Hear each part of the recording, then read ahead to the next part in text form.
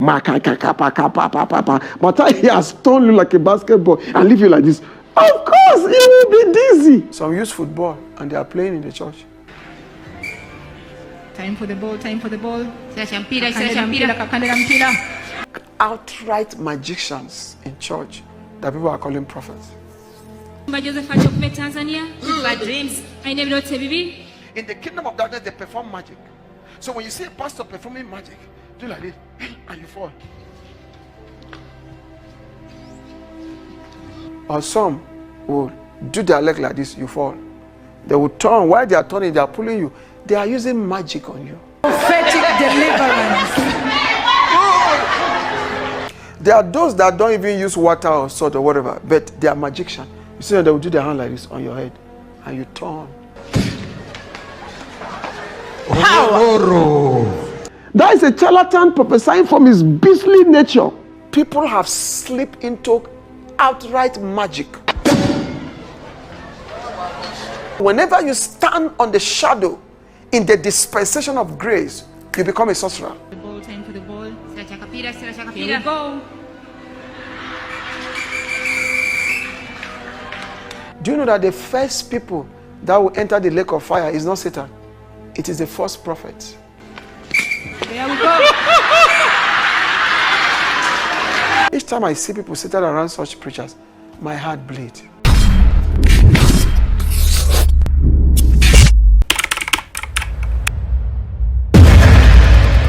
You are a chosen generation, a royal priesthood, a holy nation, his own special people, that you may proclaim the praises of him who called you out of darkness into his marvelous light. Apostle tells us that whenever we, the chosen generation, starts displaying shadows under the dispensation of grace, we key into magic. Sadly, that's what is happening in the church today. Choosing generation. Let me just put choosing generation. Display substance. That is Christ. Choosing nation. Your job is to display shadows. Whenever the choosing generation begin to display shadows instead of substance, the key into magic, the key into divination, the key into the Nehushtan movement in 2 Kings. I repeat, whenever the choosing generation display shadows instead of substance, the key into the lying wonders of Satan. There are those that don't even use water or salt or whatever, but they are magicians. You see, they will do their hand like this on your head. When a charlatan is prophesying based on their beastly nature, they violate and destroy the sheep of Christ. Apostle Takim laments, May you not come across a charlatan that prophesies from his beastly nature. It is better to come across a lion on the street than to come across a charlatan who prophesies from his beastly nature, because the charlatan is more dangerous than the lion on the street. When the charlatan prophesies from his beastly nature, he can slap you if you refuse to do what he says you should do.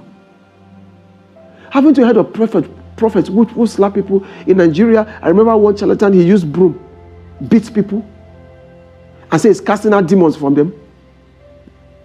I don't know what they're doing here in Kenya, where prophets use broom and beat people, say they are casting out demons from them. When he's prophesying on you based on his beating nature, if it's in hands he want to lay on you, he will bend your neck until you hear crack on your bone here, and you fall on the ground. Your eyes will be turning you. They will say it's anointed. It's not anointed. Your eyes are turning you. He will just put you like this and carry you. I wish I was in the church. I was demonstrated it. Carry you like this, like a basketball. But he has turned you like a basketball and leave you like this. Of course, you will be dizzy. That is a charlatan prophesying from his beastly nature. There's no compassion. I remember one that told a woman that was about delivery that God said she should fast for 3 days dry. A woman that is about delivery, I need to go to the hospital to push her baby. You say you should fast for 3 days dry, and on the 3rd day she come and sow a seed, or else the baby will not come out. Because she was facing delay in delivery. I repeat, it's better you meet a mad dog on the street or a lion on the street than to meet a charlatan who prophesy from a beastly nature. The church is full of magicians we call preachers, walking in lying signs and wonders of Satan. Sadly, many people sit under them and enjoy their performances, not knowing that they are heading to hell. Apostle explains what the chosen generation is supposed to be doing. Some put pseudo snakes and use it. Outright magicians in church that people are calling prophets. They just do it. They'll just carry their hand like this and just pass on your face, and you are going. Or some will do their leg like this, you fall. They will turn. While they are turning, they are pulling you. They are using magic on you. Each time I see people seated around such preachers, my heart bleeds.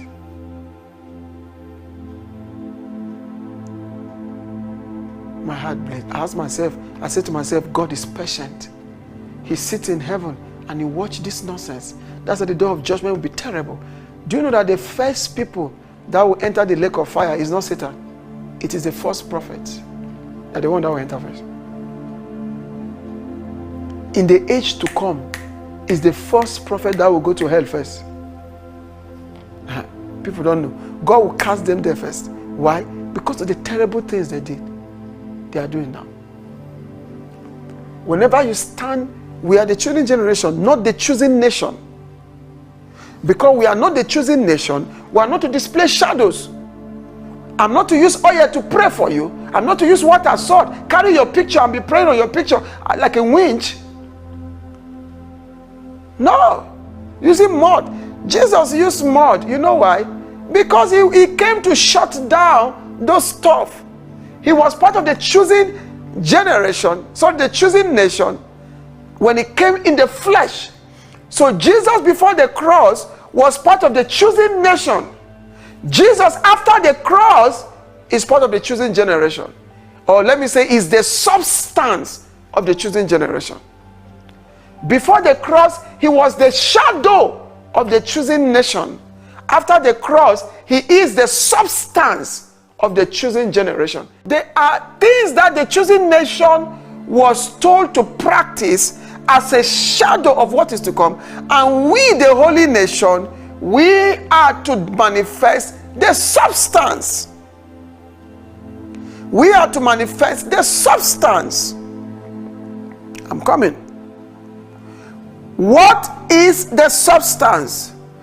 He said, which are a shadow of things to come, but the substance is the chosen one. Christ is the substance.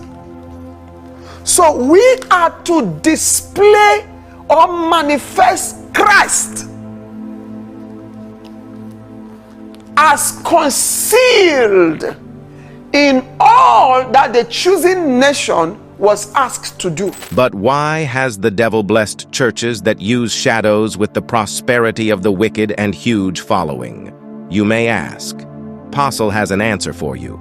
This is a major part of preparation for the age to come.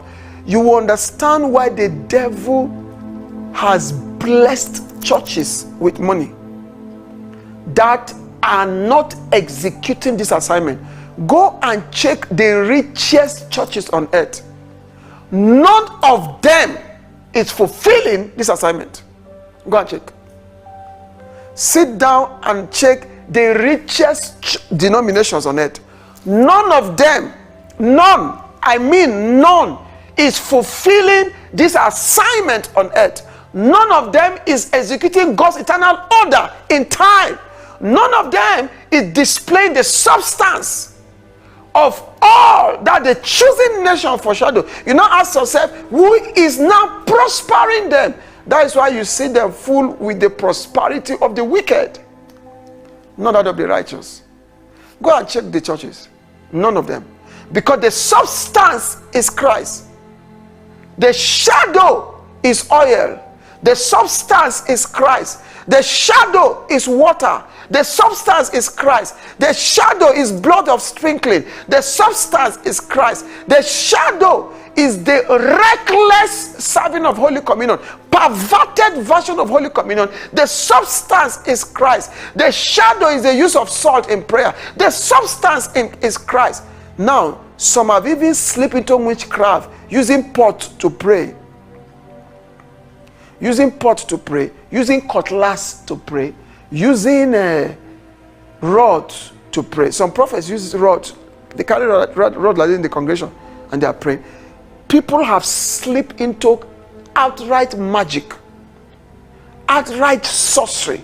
Because whenever you stand on the shadow in the dispensation of grace, you become a sorcerer. It will not be long you key into sorcery. It will not be long you open the doors of your ministry as a pastor to the lying wonders of Satan. I repeat, whenever you stand on the shadows to do ministry as a pastor, you open the doors of your ministry to the lying wonders of Satan. The throne of Satan will be built in the hearts of your members.